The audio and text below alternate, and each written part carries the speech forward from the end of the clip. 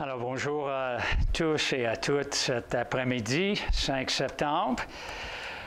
Merveilleux d'être ensemble et comme j'ai déjà annoncé aujourd'hui, on va regarder un petit peu la vie intérieure de l'Église. On va regarder comment nous pourrions être ce que j'appelle de bons équipiers. J'ai cherché le mot hier, équipe. Évidemment, il y a tellement de versions bibliques, mais j'ai cherché ça dans la Parole de vie et je l'ai trouvé seulement dans l'Ancien Testament, que ça a utilisé le mot équipe, mais je vais quand même expliquer pourquoi j'ai choisi ce mot-là. Et je sais que pour certaines personnes, il y a 2 ans et demi, j'avais déjà partagé plusieurs idées qui sont dans ce message. Mais franchement, c'est probablement un message qui doit être partagé à chaque année. Le problème, c'est qu'il y a tant de messages qui devraient être partagés chaque année. Et j'aimerais vous dire en partant que on va parler de bons équipiers, des caractéristiques, et on va aussi regarder quand même l'opposé, un mauvais équipier. Alors, je vous dis clairement au début, je ne vise personne, je n'ai pas bâti la partie un peu négative en pensant à personne ici, mais quand même, nous sommes tous humains. Alors, il n'y a pas d'équipier parfait, à part, j'imagine, Jésus-Christ lui-même. Alors, peut-être, en regardant même l'opposé, on va découvrir des domaines où, c'est vrai, je pourrais être un meilleur équipier que je suis actuellement. OK? Alors, here we go. Alors, c'est ça, les images ou les explications dans le Nouveau. L'Église est appelée une famille, la famille de Dieu. Nous sommes appelés un troupeau. À plusieurs reprises, le corps de Jésus-Christ. Et je vous dis que je trouve quand même que nous sommes une équipe.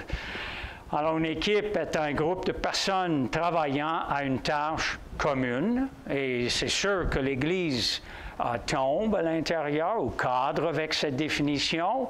On a une tâche commune.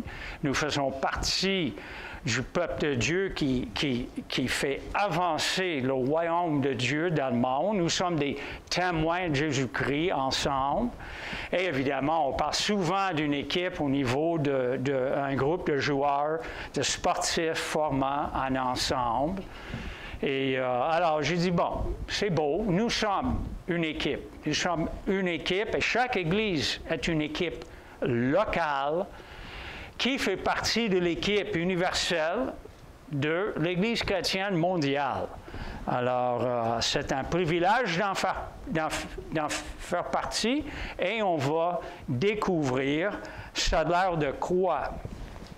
Alors, j'ai cherché 5 caractéristiques tirées des Éphésiens. La lettre aux Éphésiens, c'est vraiment une lettre qui aborde l'idée de la famille de Dieu, l'équipe de Dieu, tous les aspects, OK? Les pour et les contre. Alors, j'ai cherché surtout dans Éphésiens 4, les premiers 6 versets et aussi le 16e verset.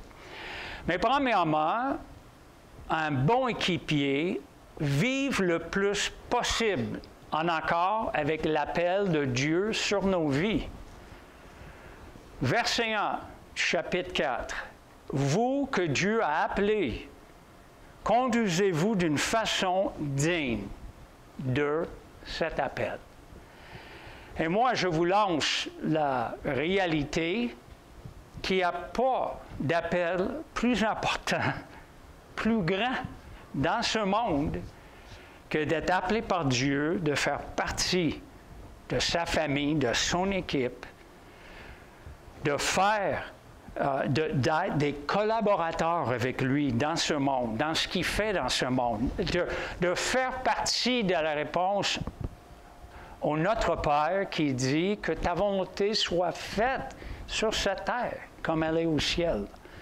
Ça là, nous faisons équipe pour vivre de plus en plus la volonté de Dieu sur cette terre en relation avec lui. Et j'aime tellement l'approche de Jésus qui appelle les gens à le suivre, à l'accompagner, à marcher avec lui. Peut-être des fois, on rend la vie chrétienne peut-être trop compliquée. Et Jésus veut que je marche avec lui, que vous marchiez avec lui. 24/7, tous les jours, à l'écoute des autres, à l'écoute de Dieu, à l'écoute de sa parole, qu'on met toute notre vie sur lui. Alors aujourd'hui, nous sommes ici, cet après-midi, on est ici, alors qu'on soit 100% ici, avec Jésus, avec son esprit en nous.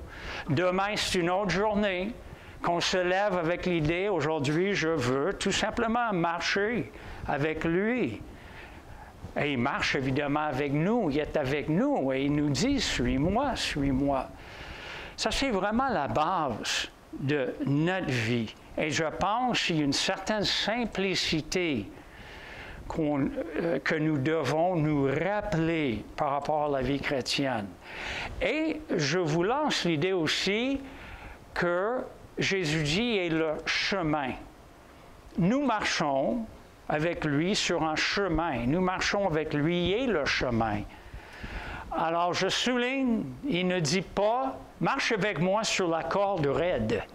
Je dis ça souvent parce que j'ai, dans ma propre vie, et j'ai vu d'autres chrétiennes dans leur vie, tellement passionnés et engagés, qu'au lieu de marcher sur le chemin, sur un chemin, même si Jésus dit « le chemin est étroit », c'est quand même un chemin. Ce n'est pas un sentier et ce n'est pas une corde raide. Des gens tellement nerveuses de déplaire au Seigneur, tellement anxieux, des gens tellement, excusez l'expression, un préféré de Nancy, fesses serrées, que la joie disparaît. Et tout le poids de leur vie chrétienne tombe sur leurs épaules. Et ça, c'est vraiment pas l'approche que Jésus veut. Marchons avec lui. Marchons avec lui. Nous sommes appelés et soyons dignes de cet appel. Deuxièmement, on veut manifester un bon équipier, manifeste la maturité spirituelle par son caractère. Nous manifestons par notre caractère, notre comportement. Verset 2, Éphésiens 4. Soyez toujours humbles, doux et patients. Endurez-vous les uns les autres avec amour. Si vous êtes dans cette assemblée depuis peut-être juste 6 mois, je serai déçu si vous n'avez pas entendu ces versets. Parce que ce sont des versets clés. Et ils doivent être clés dans chaque église, chaque équipe. Numéro 1, pour notre vie, c'est notre maturité spirituelle. C'est que nous devenons humbles comme Jésus. On vient de chanter. Il était humble, il est devenu même misérable. Il était humble et petit, non seulement comme bébé, mais dans son approche.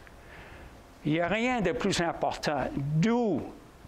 Hein? Il ne faut pas crier fort, il ne faut pas brasser les gens. Patient. Et la réalité, et nous devons nous rappeler cette réalité, l'Église de Jésus-Christ n'est pas le ciel sur terre. Alors, bienvenue. Il y a surtout les nouveaux croyants, mais même les plus vieux croyants, des fois on oublie. Alors, quand quelqu'un nous offense, quand on est déçu de nous-mêmes ou quelqu'un d'autre, c'est comme on veut lancer la serviette, on veut lancer l'éponge. Puis, bien, bienvenue. C'est ça une équipe. Si vous regardez les sports, presque tous les buts sont comptés par l'équipe opposée lorsqu'il y a une erreur faite par l'autre équipe. Nous allons faire des erreurs. Nous faisons des erreurs. Nous nous offensons. Nous nous blessons. Il y a des malentendus. Il y a des choses, on échappe. Personnellement, dans mes courriels, une de mes phrases préférées, c'est « j'ai échappé le ballon ». Ça veut dire « j'ai fait une erreur ». Excusez-moi. J'essaie de ne pas faire au moins trop d'erreurs, mais j'en fais, comme vous.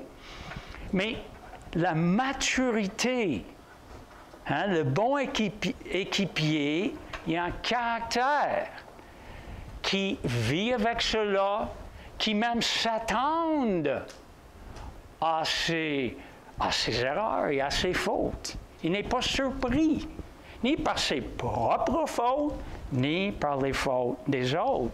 Et il sait qu'à travers tout ça, c'est Dieu, patiemment, humblement, avec douceur, qui forme sa vie. Dieu nous forme comme ça. Et on a entendu cette semaine, de la part d'une personne à la rencontre mi-semaine, combien, quand on fait cette tasse ou ce vase, combien il faut être délicat, combien l'argile est fragile. Nos vies sont fragiles. Et Dieu, il nous travaille doucement. Mais des fois, nous, on veut travailler les uns sur les autres, pas nécessairement doucement. Hein? Ah, il va apprendre, là, elle va apprendre, là. Wow, doux, humble, il faut s'endurer. Alors, tout ça pour vous dire, le bon équipier n'est pas avant tout celui ou celle qui a les meilleures idées pour l'avancement de l'Église. C'est important d'avoir de bonnes idées. Le bon équipier n'est pas nécessairement celui ou celle qui a beaucoup de connaissances dans le monde ou même biblique, mais qui a très peu d'expérience. Notre société, des fois, met bien trop d'emphase sur ce qu'on a dans la tête. Mais on a des petites mains et des petites pattes, des petites jambes au niveau d'action, au niveau de vivre notre vie chrétienne. Alors faisons attention. On veut matcher nos pensées bibliques avec l'action aussi. Alors voilà, ça c'est le deuxième. Alors premier, bon équipier, marche simplement, suivant l'appel. Bon équipier, numéro 1, se pose la question, est-ce que mon caractère change? Et franchement, des fois, je suis découragé avec moi-même. J'ai dit, Scott, tu dis aux gens, tu as 50 ans de vie chrétienne. Est-ce que ton caractère a l'air d'un chrétien qui a 50 ans? Sérieux? Alors, je me pose la question et souvent, je dis, boy, je ne sais pas si... anyway. Alors, moi aussi, je me pose la question. Troisièmement, le bon coéquipier conserve l'unité, maintient l'unité du Saint-Esprit. Ceux qui étaient ici pendant l'été, on avait vraiment étudié l'Esprit Saint. Bien, la Trinité, Père, Fils et l'Esprit Saint, mais il y avait quand même un emphase sur l'Esprit Saint et sur le fait que l'Esprit Saint est un esprit d'unité. Et que trop souvent, dans le monde chrétien, les gens se divisaient, s'argumentaient, se battaient par rapport au Saint-Esprit. C'est la dernière chose qu'on devrait faire. Il est l'esprit d'unité. Mais Paul, en écrivant, Paul est très réaliste. Il dit « Efforcez-vous de maintenir l'unité que donne l'Esprit Saint par la paix qui vous lie les uns aux autres. » Efforçons-nous. Ça prend des efforts. Ça prend des efforts pour vivre et garder cette unité-là. Ça veut dire que même à l'Église, pas juste dans le monde, même à l'Église, notre ego, nos différends, nos points de vue personnels qu'on tient tellement fort, là, les divisions peuvent surgir à notre intérieur et on commence à briser l'unité que nous avons. Et peut-être vous remarquez, jusque maintenant, il n'y a aucune mention d'enseignement, de doctrine qu'on doit avoir ensemble, et on devrait avoir des croyances ensemble. Mais caractère est mentionné. Notre appel digne de Jésus-Christ est mentionné. Troisièmement, il est mentionné que nous avons déjà l'unité et c'est notre job de la garder et de la maintenir. C'est ça le focus de ce qu'on voit. Et seulement après, j'aimerais dire, la chose la plus fondamentale que j'ai et que vous avez en commun avec tous les chrétiens dans le monde, c'est pas surtout vos pensées. Les pensées sont bien importantes. Parce qu'il faut croire certaines choses, il faut avoir l'Esprit Saint. Mais si vous avez l'Esprit Saint, la chose la plus fondamentale que nous avons en commun, c'est l'Esprit Saint. Et le fait que nous sommes humains. OK? Les pensées, oui, sont importantes et on va en parler. Parce que Paul en parle. Après avoir dit que l'unité est là, quand même, il parle des réalités, des vérités spirituelles, doctrines fondamentales. Un seul corps, un seul esprit. De même qu'il y a une seule espérance à laquelle Dieu vous a appelé. Il y a un seul Seigneur, ça c'est Jésus. Une seule foi, un seul baptême et un seul Dieu. Le Père de tous qui règne sur tous et agit par tous et demeure en tous. Alors, comme je viens de vous dire, c'est pas que la doctrine, l'enseignement chrétien n'est pas important, c'est très important. Il faut connaître certaines choses par rapport à Dieu, par rapport à Jésus-Christ, avant de recevoir le Saint-Esprit. Mais je souligne quand même que la chose ou la personne la plus fondamentale qui m'unit avec un autre chrétien, c'est le Saint-Esprit. Il est en moi puis dans l'autre. Et il faut faire face à cette réalité. Je reconnais très bien que différents chrétiens vont avoir peut-être d'autres doctrines clés à l'intérieur dans leur noyau ou le deuxième niveau ou le troisième niveau de leur vie chrétienne. C'est normal. Nous sommes humains. Tous les différentes dénominations et groupes, Pentecôte, Mennonite, Frères Mennonites, Baptistes et tout ce qu'on entend, OK? Tous ces groupes-là ont certaines choses au milieu, au fond, ils sont d'accord. Mais en étant humain, en lisant la parole de Dieu, c'est impossible que même les chrétiens les plus mûrs et les plus engagés vont être d'accord sur tout. Il me semble que Paul nous dit qu'il y a certaines réalités, vérités de base. Il parle, dans les versets qu'on vient de lire, de la Trinité. Il mentionne Père, Fils et Saint-Esprit. Évidemment, il ne nous dit pas quoi exactement croire face à eux dans ces versets-là. Mais la Trinité est clé. Tu veux faire un triage dans ce monde? n'importe quel groupe qui rejette la divinité du Père, du Fils et du Saint-Esprit, nous ne sommes pas frères et sœurs avec eux. C'est la réalité. Alors, c'est évident, ça veut dire toutes les autres religions dans le monde qui ne mettent pas la Trinité au centre. Ça parle aussi des Mormons, on parle des témoins de Jéhovah. Ils n'acceptent pas cette réalité fondamentale de notre univers.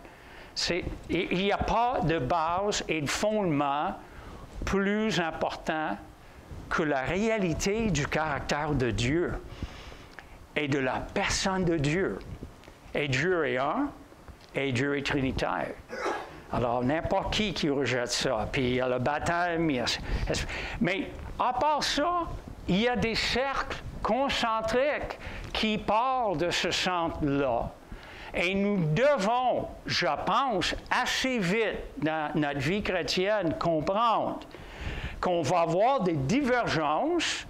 Alors, probablement, ce qui va arriver en tant que chrétien, on va nous impliquer avec un groupe, avec une équipe, avec laquelle on est globalement en accord. Parce qu'on ne veut pas s'attacher à un groupe où on n'est pas du tout en accord par rapport aux dons spirituels. Oh, la fin du monde, eux, ils disent, ça va être Jésus qui revient, qui sauve son Église, mais un autre groupe dit, oh, le millénium arrive à un autre temps, ou la Sainte Seine, oh, il faut que ça soit tous les dimanches. Gloire à Dieu, il y a des groupes tous les dimanches. Alors, si vous trouvez, c'est important, Sainte Seine, tous les dimanches, impliquez-vous là. Gloire à Dieu. Mais est-ce qu'on va se chicaner tous les dimanches, tous les 2 dimanches, une fois par mois? Mais l'Église s'est séparée des fois sur des affaires comme ça. C'est une honte. Moi, je loue Dieu pour les dénominations différentes, parce que dans notre humanité, on ne peut pas être d'accord sur tout. Alors, gloire à Dieu, il y a des équipes locales de l'Église chrétienne globale. Respectons-nous les uns les autres. C'est pas ma job de critiquer X églises qui, je sais pas, ils ne sont pas d'accord avec moi sur quoi. Anyway, il y a tellement... Le calendrier chrétien, eux, ils pensent que célébrer Noël, c'est païen, parce que ça vient de Rome, puis le Dieu du soleil. Ouais, il y a une vérité dans ça. Mais si moi, comme chrétien, je décide de mettre cette journée à part pour Jésus, je pense que c'est bon. Mais d'autres disent que non, c'est pas bon, c'est vraiment méchant. Oui, mais, come on. Vis ce que tu dois vivre. Pourquoi tu veux essayer de runner le monde chrétien? C'est pas toi le chef du monde chrétien, c'est pas moi non plus. Alors, cet équilibre, attachez-vous à quelque part où vous pouvez au moins doctrinalement être d'accord avec cette Église, sur ce que cette Église croit. C'est sage. C'est vraiment sage de faire cela. OK. Et évidemment, comme j'ai dit, ma liste ou mes cercles concentriques, même dans cette Église, va être différent que plusieurs personnes.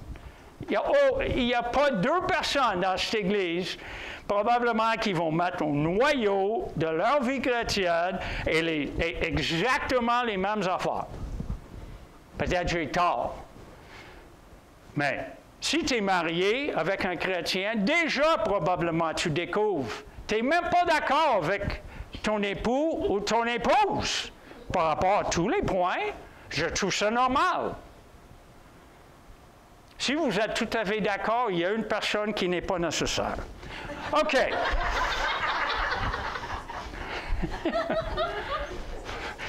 Ne me cite pas par rapport à ça. Ne me cite pas. OK. Hey, verset 16. Allô? Oh non, on ne va pas par là. Oh. C'est pas grave. On aime les enfants, devenons comme des enfants. Moi aussi, je vais les suivre. Parce que je veux pas arriver à la partie plus dure et négative. Mais verset 16, un bon équipier, et encore, cet été, on a parlé tellement, je veux juste souligner, s'impliquer, un bon coéquipier s'implique fidèlement à la vie de l'Église de Jésus et contribue à la croissance de l'Église. Il n'y a pas de fouettage, il n'y a pas de pression, il n'y a pas de tordage de bras. Non, c'est un fait. Le verset dit, lorsque chaque partie fonctionne comme elle doit, le corps entier grandit et se développe par l'amour. Alors, ce n'est pas du blabla dire chaque personne est importante. Évidemment, avec les paramètres. Quels sont vos paramètres? Quelle est votre disponibilité? Quels sont vos dons? Quelle est votre maturité dans le Seigneur? Alors, il n'y a personne qui peut répondre à tout ça. Moi, je sais une chose. Si tu es un chrétien ou une chrétienne, tu as une place et Dieu veut que tu fonctionnes pleinement. Pour toi, pas une comparaison avec personne. Peut-être, excepté peut-être en comparaison avec toi-même. Paul dit, je ne me compare pas aux autres, je regarde ce que Dieu veut pour moi. C'est ça. Parce que chacun est différent. Mais un bon coéquipier ou équipier est impliqué à quelque part, à un niveau quelconque. Et c'est comme ça que non seulement l'Église grandit, mais nous grandissons. Une des raisons que je marche avec Dieu aujourd'hui, c'est à cause de vous. Dans mes temps difficiles, le corps, la famille, les autres équipiers m'ont gardé branché, m'ont protégé. Quand nous sommes isolés, c'est là où on est vraiment en danger. Alors, merci à vous que vous m'avez gardé sur le bateau. OK. Vite, vite. Oui, vite. Comment vivre en mauvais équipier? Probablement, il y a des dizaines et des dizaines de façons de vivre en mauvais. Mais agir comme toi, tu es le chef de l'Église. On est tous d'accord. J'accepte et je comprends. C'est notre Église. Mais oui, ça c'est notre Église. Gloire à Dieu. Je peux même dire c'est mon Église. Vous pouvez dire c'est mon Église. Amen. L'Assemblée chrétienne est mon Église. Mais évidemment, ça là, c'est mon M majuscule, O majuscule, N majuscule, mon Église. Et ce gars Diotrophe représente ça. L'apôtre Jean, il est assez important, lui. Il a marché avec Jésus, il est resté sa tête sur la poitrine de Jésus. J'ai écrit une courte lettre à votre Église, mais Diotrophe, qui aime à tout diriger, le numéro 1, toujours lui, ne tient aucun compte de ce que je dis. Ça, c'est Diotrophe a hijacké l'Église. Il a kidnappé cette Église-là. Et lui a décidé, c'est son Église. Il faut vraiment qu'on fasse attention à cela. Ça peut arriver dans une grosse Église, ça peut arriver dans une petite Église. On parle souvent des petites églises dans l'Ouest canadien, dans des villages où l'Église, mettons, il y a 10, 15 familles, mais une famille a fondé l'Église. C'est leur Église alors. Hein? Cette famille. Et de génération en génération. Alors, les pauvres pasteurs, les autres anciens entrent là, mais le dernier mot appartient à qui? Cette famille-là. Et ils ont probablement bâti l'Église, physiquement parlant. Mais ce n'est pas leur Église. Et la grosse Église, je m'en fous, tu es vedette pour Jésus, c'est pas ton Église. C'est l'Église de Jésus, il t'a placé là. Tu es un gérant, tu n'es pas propriétaire. Pas important. Mais le mauvais équipier pense, hey, il n'y a rien là qui va avancer dans X domaine. Et je ne vise pas les responsables, parce que moi aussi, je suis un responsable, mais souvenons-nous, il y a des sous-groupes dans l'Église aussi. Alors attention, tu es une responsable, un responsable, c'est encore le ministère de Jésus qui a placé, humainement parlant, sous ta responsabilité. Et la meilleure chose pour aider à briser ça, c'est de vivre en équipe. C'est d'ouvrir la porte et de partager la responsabilité, partager le leadership du ministère ou de l'Église, d'avoir une équipe où tout le monde contribue. OK? OK. Refus de respecter et aimer les dirigeants. J'espère qu'on a assez de temps parce que je vais prêcher longtemps sur ce point-là. Est-ce que je dois répéter? Refuser de respecter et aimer les dirigeants. Frères et sœurs, respectez ceux qui travaillent parmi vous, ceux qui, par ordre du Seigneur, vous dirigent et vous avertissent. Manifestez-leur beaucoup d'estime et d'amour à cause de leur activité.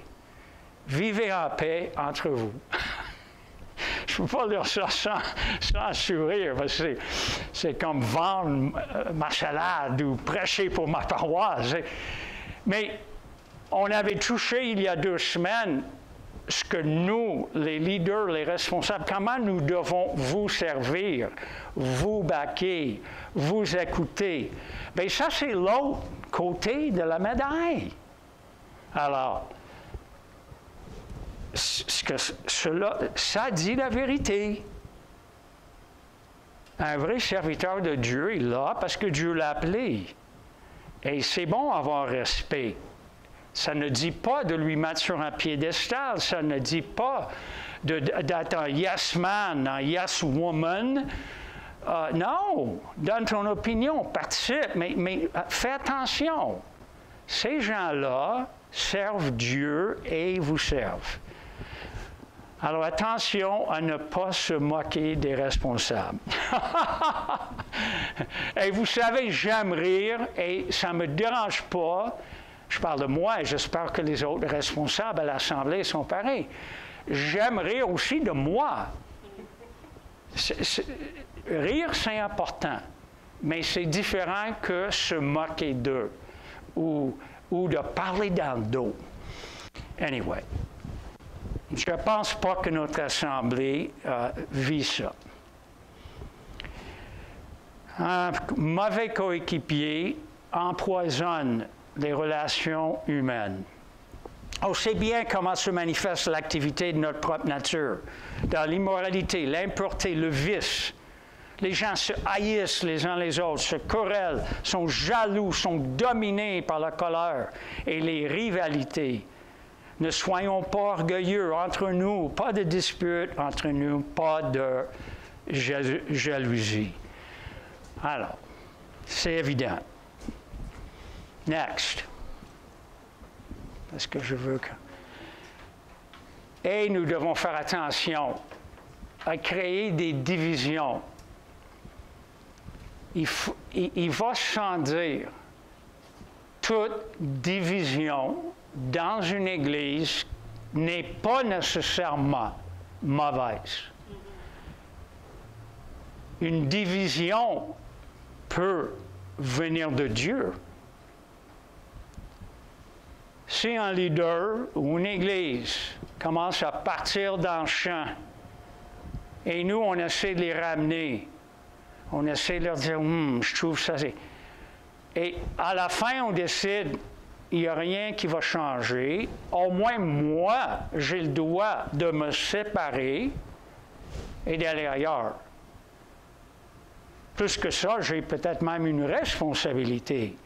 Mais moi, en regardant l'histoire, et je parle vraiment là, global, l'histoire de l'Église depuis 2000 ans, je trouve qu'il y avait des divisions, des fois, qui n'étaient pas nécessaires. Il y avait trop d'ego chez les leaders. Il n'y avait pas assez d'amour, d'acceptation. Il y avait des gens qui avaient trop gros le noyau de doctrine fondamentale. Il y avait tellement de stock là, dans ce gros noyau de doctrine qu'ils ne pouvaient pas être en accord avec personne. Alors, ça crée des divisions. Et je trouve que des fois, ça venait vraiment pas de Dieu. Alors ça nous avertit. Good. Évidemment, sans être rempli de cet esprit d'unité, de vérité, parce qu'il y a aussi l'esprit de vérité, l'esprit d'amour. Mais sans lui, on ne peut pas arriver à devenir bon équipier. Mais rempli de lui, nous pouvons de plus en plus grandir, mûrir, croître et être de bons équipiers. Et plus une majorité des gens dans une assemblée qui, globalement parlant, sont de bons équipiers, il fait bon vivre dans cette assemblée. Sérieux, il fait bon vivre. L'assemblée de disputes, de divisions, de me, myself and I, ça fait pas bon vivre, là. Alors, moi, j'aimerais qu'on soit de plus en plus, parce que je pense qu'on est sur la bonne voie, cette assemblée où il fait bon vivre. Et qu'on soit de bons équipiers.